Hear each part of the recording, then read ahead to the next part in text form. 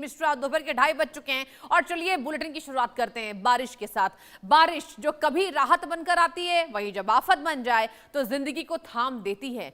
देश के कई राज्यों में इस वक्त आसमान से बरस रहा पानी तबाही की ऐसी कहानी लिख रहा है जिसने लाखों लोगों की जिंदगी को संकट में डाल दिया। सबसे भयावह तस्वीर असम से सामने आ रही है जहां बाढ़ ने पिछले 52 वर्षों के रिकॉर्ड को चुनौती दे दी है। हालात इतने गंभीर हैं कि अब तक 68 लोगों की जान जा चुकी है और 6 लाख से ज्यादा लोग अपने घर छोड़ने को मजबूर हो गए हैं। चराईदेव जिला जहां सबसे ज्यादा इफेक्टेड है वहां करीब 1,90,000 लोग अभी बाढ़ के पानी से घिरे हुए हैं। हालांकि जलस्तर में कुछ कमी आई है लेकिन खतरा नहीं टला है। बारिश से बर्बादी की ये तस्वीरें आपको दिखा रहे हैं। आप देखिए तस्वीरें। बाढ़ बारिश से देश के कई राज्यों का हाल बेहाल है। जम्मू कश्मीर में मूसलाधार बारिश के चलते भूस्खलन से तबाही मची हुई है। कई सड़कें बंद हैं, जनजीवन अस्त व्यस्त हो गया है। गुजरात में तो लगातार बारिश ने जल प्रलय जैसे हालात पैदा कर दिए हैं। निचले इलाकों में पानी भर गया है और लोगों को सुरक्षित स्थानों पर पहुंचाया जा रहा है। छत्तीसगढ़ के बालोद में सामान्य से 22% अधिक बारिश ने किसानों को राहत जरूर दी है, लेकिन शहरों में जल भराव और नदी नालों के उफान ने मुश्किलें बढ़ा दी है। सिया देवी मंदिर का संपर्क तक टूट गया है। वहीं तेलंगाना में भी बाढ़ का खतरा मंडरा रहा है।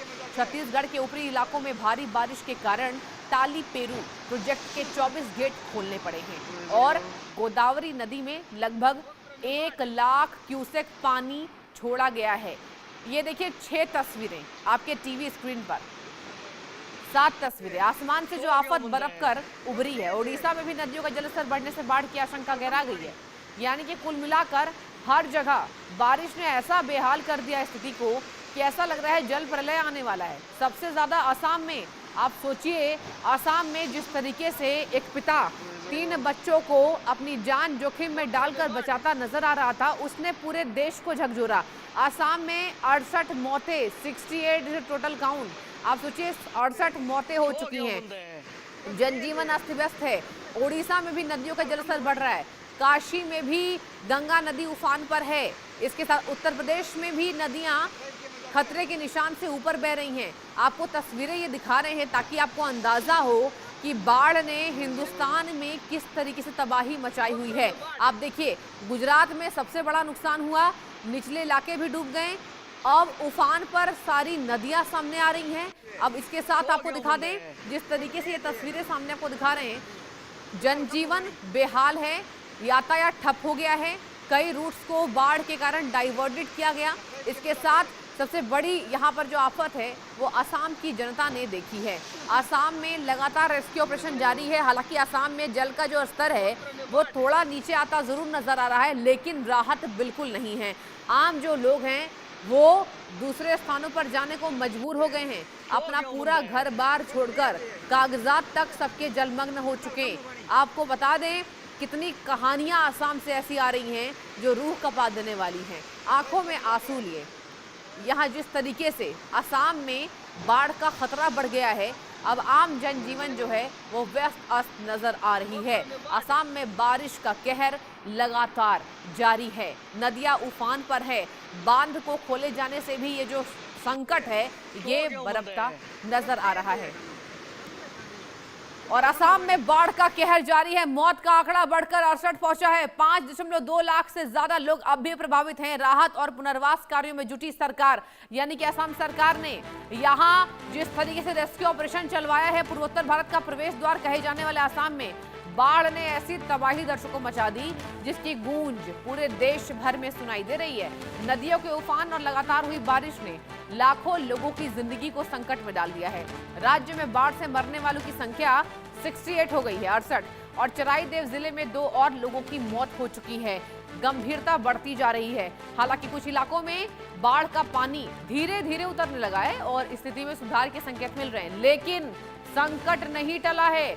Disaster reporting and information management system यानी कि DRIMS की ताजा रिपोर्ट आपको बता दूं, मुताबिक राज्य के 5 जिलों में अब भी 5,24,000 से ज्यादा लोग बाढ़ से प्रभावित हैं।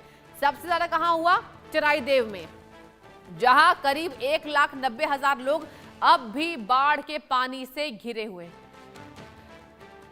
निबिर डेका मेरे संवाददाता भी जुड़ चुके हैं ज्यादा जानकारी के साथ। निबिर, चराई देव में तो मतलब वाकई ये रिपोर्ट जो हम दर्शकों को समझा रहे हैं, बता रहे हैं, ये वाकई हैरान कर देने वाली रिपोर्ट है। 1,90,000 लोग अब भी बाढ़ के पानी में घिरे हुए हैं। स्थितियां जरा बताइए। जी बिल्कुल। बाढ़ का जो असम में जो बाढ़ हुआ है उसके वजह से 75 से भी ज्यादा लोग अब तक उनका मौत हो चुका है। और सबसे बड़ी बात यह है कि बहुत सारे घर जो है तहस नहस हो चुके हैं। लोग अभी भी शिविर पे रह रहे हैं। रिलीफ हाँ। सप्लाई जो सरकार दे रही है और एनजीओ दे रही है उनकी सप्लाई में वो रह रहे हैं। ये सबसे बड़ा चैलेंज है आज असम असम जो अभी फेस कर रहा है। और आप जिस जिले के बारे में बात कर रहे हैं, असम में 3 जिला है ऐसा जिसमें सबसे ज्यादा फ्लड हुआ है। एक तो है चराईदेव डिस्ट्रिक्ट, एक शिवसागर डिस्ट्रिक्ट और एक है जोरहाट डिस्ट्रिक्ट। इन 3 डिस्ट्रिक्ट में जो बाढ़ का जो अभी कहर है उसके वजह से जो है लाखों लोग इम्पैक्टेड हैं। और सबसे बड़ी बात हम जो जिसके बारे में कह नहीं रहे हैं कि ये खेत का एरिया है, रूरल इकोनॉमी है यहाँ पे। तो बहुत सारे पशु पक्षी सब खत्म हो चुका है, खेत पूरा खत्म हो चुका है। गाड़ी जितने भी गाड़ी थे सबके अंदर पानी आ गया, गाड़ी खत्म हो चुका है। तो बहुत बड़ा एक फाइनेंशियल लॉस है लोगों के लिए। एक गांव आपको मैं एक उदाहरण दूंगा। नेपाली खूटी करके एक गांव है वहां पे, जहाँ पे डेयरी प्रोडक्शन होता था 130 लीटर दूध हर दिन। और वो गांव पूरा खत्म है आज की तारीख में। तो अच्छा। ऐसा परिस्थिति है असम में। और इसके कारण आप देख रहे हैं जितने भी रिलीफ ऑपरेशन सरकार ले रही है, एनजीओ अपने लेवल पे ले रही है, इंडिविजुअल्स अपने लेवल पे ले रही है, लेकिन इस पूरे लॉस को भरपाई करने के लिए काफी साल लग जाएगा। और यही रियलिटी जो अभी ग्राउंड रियलिटी है असम की हम दिखा रहे हैं। नहीं नहीं निबिर, देखिए वाकई लॉस का भरपाई जो है वो सालों से भी ज्यादा लग सकता है। आप सोचिए जो अपर मिडिल क्लास के लोग हैं वो तो चलिए ठीक से अपना गुजारा कर पाएंगे, लेकिन जो गरीब तबके के लोग हैं, आप सोचिए जिनके पास बची कुची राशि रहती है, जो दिन भर दिहाड़ी करके मजदूरी करके अपने परिवार का पालन पोषण करते हैं, ज्यादा संख्या उन्हीं लोगों की है। आप सोचिए किस तरीके से ये कहर बनकर उभरा है। ये बताइए, अगर रेस्क्यू ऑपरेशन की मैं बात करूं निबिर, अभी कितने जोरों शोरों से चलाया जा रहा है? असम की सरकार कितनी मुस्तैद है? देखिए, असम सरकार जो कह रही है वो एक 3R फॉर्मूला के बारे में कह रही है। अच्छा। फर्स्ट आर ये था कि रेस्क्यू, दूसरा आर ये था कि रिलीफ, और तीसरा आर है कि रिहेबिलिटेशन। अभी रेस्क्यू का फेज जो है खत्म हो चुका है। अभी रिलीफ का फेज चल रहा है और रिहेबिलिटेशन का फेज चल रहा है। इसका मतलब ये है कि जो जो लोग शिविर में रह रहे हैं उनको रिलीफ पहुंचा रहे हैं। जिनके घरों में अब तक बिजली पानी नहीं है उनको रिलीफ आ रहा है, सबको रिलीफ आ रहा है। लेकिन इसके बाद रिहेबिलिटेशन होगा। रिहेबिलिटेशन में जितना भी आपका नुकसान हुआ है, आपके घर के अंदर पानी घुस के जितना नुकसान हुआ है, ना केवल घरों में, स्कूल का, पाठशाला की किताबें खत्म हो चुका है, उन सबकी जो है भरपाई सरकार अपने सिस्टम से करेगी। अब तक सीएम हिमंत बिस्वा शर्मा ने 2-3 मेजर्स जो है अनाउंस किए हैं। एक तो है 15,000 हर परिवार को मिलेगा, और एक है कि अगर किसी के परिवार में मृत्यु हुआ है तो उसकी धनराशि ज्यादा होगा, 5 लाख के करीब। तो चलिए ये नजर सब बना के मेजर्स रखिए आए निबिर, हैं। बहुत बहुत शुक्रिया जुड़ने के लिए और तमाम जानकारी साझा करने के लिए। Thank you. आगे बढ़ते, गुजरात में मानसून ने रौद्र रूप धारण कर लिया है। लगातार हो रही मूसलाधार बारिश ने राज्य के कई जिलों को जलमग्न कर दिया है और सूरत से लेकर अहमदाबाद तक हालत बेहद चिंताजनक बनी हुई है। रात भर बारिश हुई है। सूरत में बाढ़ की स्थिति और गंभीर हो गई है और कई इलाकों में सड़कों के पानी में डूब जाने की आशंका है। यातायात ठप पड़ गया है और लोगों का जनजीवन बुरी तरीके से प्रभावित होता नजर आ रहा है। प्रशासन ने प्रभावित क्षेत्रों में राहत और बचाव कार्य तेज कर दिए हैं और स्थायी राहत शिविरों, भोजन और अन्य जरूरी सुविधाओं की व्यवस्था की गई है। इस बीच बाढ़ और बिजली के करंट की चपेट में आने से कुछ लोगों की मौत की खबरें भी सामने आ रही हैं। सबसे चिंताजनक तस्वीर अहमदाबाद के इंडस्ट्रियल क्षेत्र से सामने आई है, जहां बाढ़ का पानी दर्शकों कई बड़े औद्योगिक परिसर में घुस गया। फार्मास्यूटिकल और मल्टीनेशनल कंपनियों वाले इंडस्ट्रियल पार्क में पानी भर गई है, जिसकी वजह से सैकड़ों कर्मचारी फंस गए। इस स्थिति इतनी गंभीरता से यहां देखते हुए भारतीय सेना, एनडीआरएफ, एसडीआरएफ और जिला प्रशासन ने संयुक्त बचाव अभियान चलाया है और फंसे हुए लोगों को रेस्क्यू किया है, सुरक्षित बाहर निकाला है। अब प्रशासन और उद्योग जगत का ध्यान बाढ़ से हुए नुकसान के आकलन पर केंद्रित है। मेरे संवाददाता भी गुजरात से जुड़ चुके हैं, जतिन रावल। जतिन, ये बताइए, इसके पहले हम निबिड़ डेका से यहाँ पर ग्राउंड रिपोर्ट ले रहे थे। असम के तो हालत बेहाल है, लेकिन गुजरात में भी भारी तबाही। आप बताइए जतिन, इंडस्ट्रियल एरिया में पानी जब भरा तो क्या वहां पर सैकड़ों कर्मचारी फंसे हुए थे और अभी फिलहाल राज्य की क्या स्थिति है? जी देखिए, बिल्कुल सृष्टि, आपको बता दूं कि जिस तरह से जो 23 तारीख से 23 जुलाई से जो बारिश, जो लगातार जो बारिश, जो मूसलाधार बारिश शुरू हुई थी, जिसकी वजह से पूरे गुजरात में जो है वो बाढ़ जैसी परिस्थितियों का निर्माण हो गया था, जिसमें अगर बात करें तो वलसाड़ में तकरीबन 2 दिन के अंदर ही तकरीबन 50 इंच से ज्यादा जो है वो बारिश दर्ज की गई। उसके अलावा भी सूरत में उससे पहले जो बारिश आई थी उसमें सूरत में पूरी इलाके में जो है बाढ़ जैसी परिस्थिति का निर्माण हो गया था। उसके बाद जो उत्तर गुजरात में बारिश आई, उत्तर गुजरात में बनासकांठा है, पाटन है, जिसमें सबसे ज्यादा बारिश जो है वो सातलपुर में आई। तकरीबन एक दिन के अंदर 15 इंच जितनी बारिश जो है वहां पर दर्ज की गई। उसके बाद भी लगातार बारिश का जो कहर है वो चालू रहा। और ये अहमदाबाद की बात करें अभी फिलहाल, तो अहमदाबाद के अंदर भी जो 23 तारीख को जो बारिश हुई थी, 23, 24 और 25 को जो बारिश हुई थी, उसमें अहमदाबाद के लगभग सभी इलाकों को जो है अपने बांध में जो है वो ले लिया था बारिश ने। सभी जगह पर बाढ़ जैसी परिस्थितियों का निर्माण हो गया। चाहे बात करें अहमदाबाद के पूर्व इलाकों की, चाहे अहमदाबाद के पश्चिम इलाकों की। पश्चिम इलाकों में सबसे ज्यादा जो है वो बारिश का कहर जो है वो देखने को मिला, जिसमें सबसे ज्यादा जो है जो प्रभावित इलाके रहे वो अहमदाबाद का बावला है, फिर धौलेरा है, फिर जो ग्रामीण इलाकों में जो आते हैं, साथ ही साथ जो पश्चिम जो सिटी इलाके में आते हैं वो भोपाल है, सीलज है, गुमा है। इन सभी इलाकों में लोगों के घरों में जो है वो कमर तक का पानी जो है वो धंसा हुआ था, जिसमें जो लोगों के घरों में जो कीमती सामान थे, लोगों के घरों में लाखों रुपए का नुकसान हुआ है। अपने करोड़ों रुपए के घर होने के बावजूद लोग सड़कों पर रहने के लिए मजबूर होते हुए नजर आए। फिलहाल अगर बात करें तो फिलहाल पिछले 2 दिन से बारिश ने जो है वो काफी तौर पर विराम लिया है, लेकिन जिस तरह से IMD की जो चेतावनी जो दी गई है, कल भी जो स्टेट इमरजेंसी ऑपरेशन सेंटर है वहां पर गुजरात के मुख्यमंत्री भूपेंद्र पटेल, राहत कमिश्नर के अलावा जो राहत सचिव है जयंती रवि जी, उनके अध्यक्षता में जो बैठक हुई थी, जिसमें ये आज रात से जो है वो बारिश की चेतावनी जो है वो दी गई है। भारी बारिश की आज अभी भी जो है वो शक्यता जो है वो जताई गई है। आज, कल और परसों इन 3 दिन गुजरात के ऊपर काफी भारी जो है वो रहने वाले हैं। और इसी की वजह से तकरीबन जो 8 जो जिलों में सबसे ज्यादा जो बारिश दर्ज की गई थी, उन सभी को भी जो है वो सूचना दी गई है कि सभी जगह पर जो है वो छुट्टियां जो है वो घोषित कर दी जाए। अच्छा, मतलब जतिन अब छुट्टी की बात भी होनी शुरू हो गई है। हाँ जतिन, ये बताइए, जतिन एक और सवाल मेरा है, जतिन ये बताइए कि जो तमाम लोग हैं जो फंसे हुए हैं बाढ़ के पानी में, उन लोगों का यहाँ पर रेस्क्यू ऑपरेशन कितने तेज गति से किया जा रहा है सरकार के द्वारा?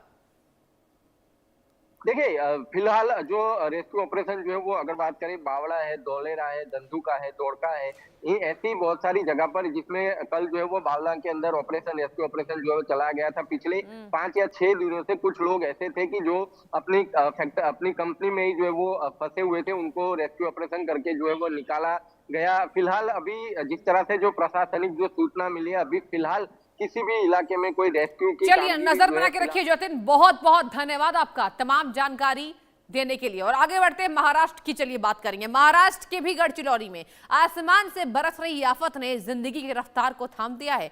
पिछले 3 दिनों से लगातार बारिश हो रही है। मूसलाधार बारिश ने पूरे जिले को जलमग्न कर दिया। दर्शकों, हालात तो ऐसे हैं कि शहर की सड़कें नदियां बन गई हैं और कई इलाकों में समंदर जैसा नजारा देखने को मिल रहा है। गढ़चिरौली शहर ही नहीं बल्कि आसपास के गांव भी बाढ़ के मटमैले पानी की चपेट में आ गए हैं। कई घरों में पानी घुस चुका है। लोगों को सुरक्षित स्थानों पर पहुंचाने का काम लगातार जारी है। सबसे राहत भरी खबर भामरागढ़ से आई है, जहां बाढ़ के बीच फंसी एक मां और उसकी 2 मासूम बेटियों को SDRF की टीमें ने सुरक्षित बाहर निकाल लिया। तेज बहाव, खराब मौसम के बावजूद रेस्क्यू टीम ने साहस का परिचय दिया। तीनों की जान बच गई है। वहीं लगातार बारिश के कारण आलापल्ली से सिरोचा को जोड़ने वाला राष्ट्रीय राजमार्ग भी प्रभावित हो गया है, जिससे कई इलाकों का संपर्क टूटने की आशंका बढ़ गई है। तो एक के बाद एक आपको बाढ़ से जुड़ी हम बड़ी ब्रेकिंग न्यूज दिखा रहे हैं। सबसे पहले हमने आपको दिखाई असम की हालत। असम में हालत बद से बदतर। उसके बाद हमने आपको बताया अहमदाबाद यानी गुजरात की तस्वीरें, और अब बारी महाराष्ट्र की तस्वीरें दिखाने की है। दर्शकों, महाराष्ट्र में तो यहाँ पर बाढ़ नहीं, लग रहा समंदर हम देख रहे हैं। समंदर जैसी हालात हो गई है।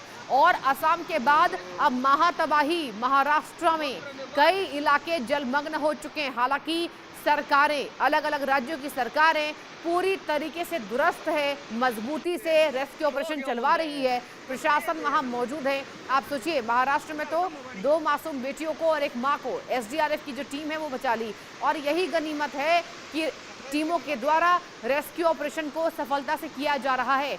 लेकिन जिस तरीके से हालात हैं, एक बार चलिए संवाददाता के पास रुख कर लेते हैं। मेरे संवाददाता भी महाराष्ट्र से शाहिद अंसारी जुड़ चुके हैं। शाहिद, देखिए, अलग अलग राज्यों की कहानी हमने दर्शकों को दिखाई, और ये देखिए बेहद दर्दनाक है जब बाढ़ से इस तरीके से हालात हो गए हैं। ये बताइए, महाराष्ट्र की क्या तस्वीरें, कितने लोगों का रेस्क्यू किया गया, अभी क्या वहां चल रहा है रेस्क्यू ऑपरेशन? जी देखिए, महाराष्ट्र की अगर सृष्टि बात करें, हाँ। तो सबसे पहले आपको मैं बता दूं कि मुंबई में तो हालात बेहतर है। अच्छा। लेकिन जो दूसरे इलाके हैं, विदर्भ बेल्ट है, कोकण बेल्ट है, ये सारे पट्टों में जो है बारिश ने जो है अपनी तबाही मचाई रखी है। हाँ। अभी की अगर हम बात करें तो गढ़चिरौली में जो है हालात नासाज हैं, और कई जगहों पर जो है आपको मैं बता दूं कि नदियां जो है अपने उफान पर हैं। शहरों और ग्रामीण इलाकों के खासकर जो है निचली बस्तियां इसकी जद में आ गई हैं।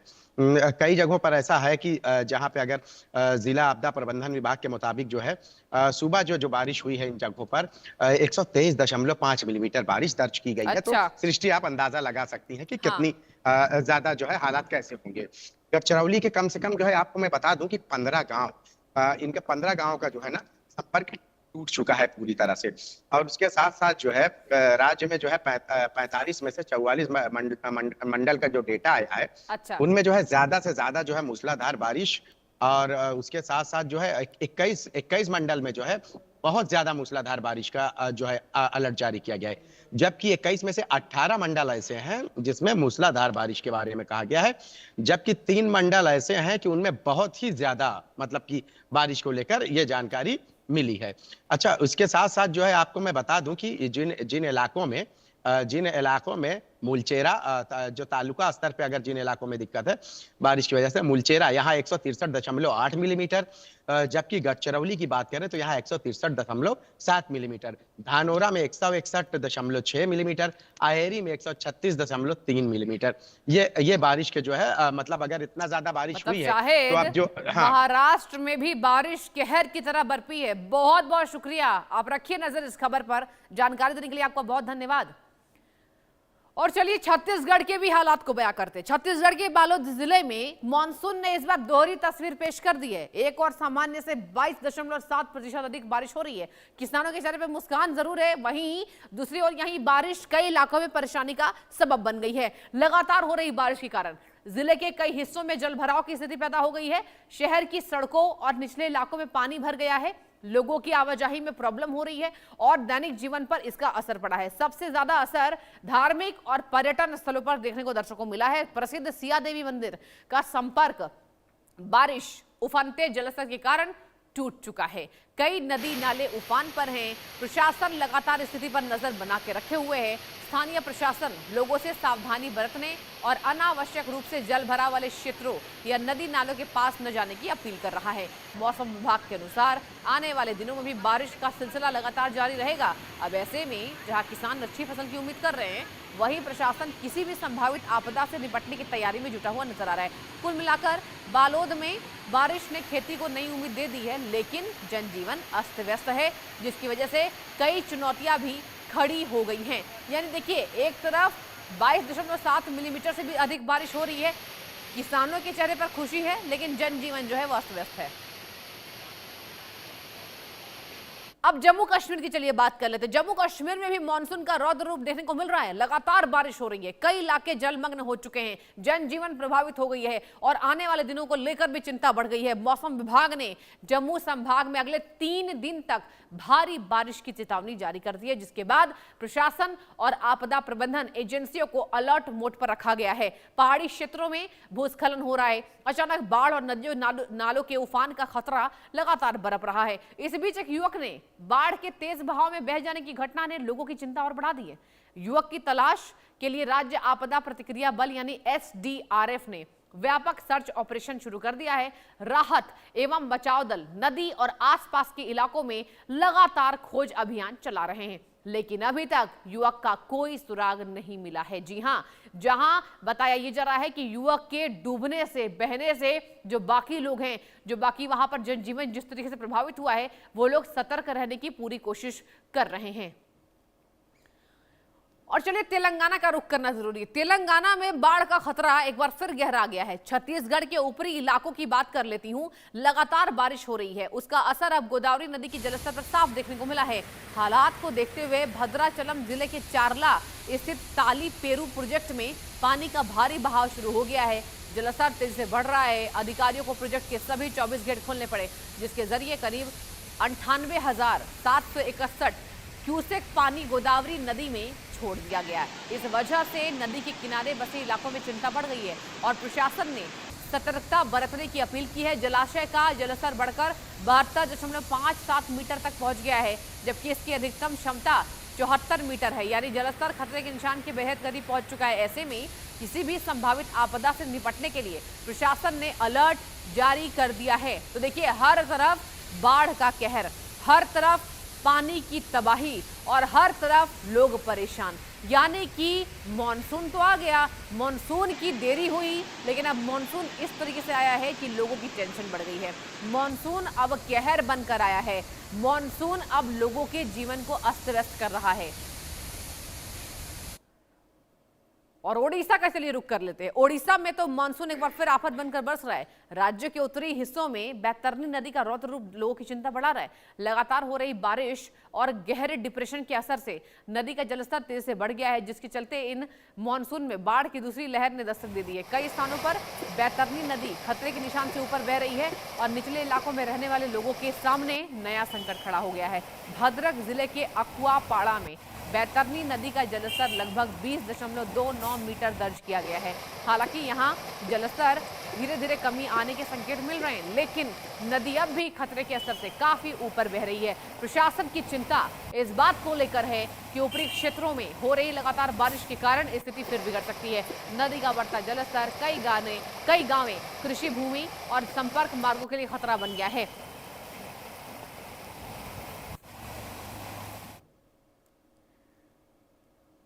और चलिए यहां रुकते छोटे से ब्रेक के लिए जल्द हाजिर होंगे। देखते रहिए इंडिया न्यूज।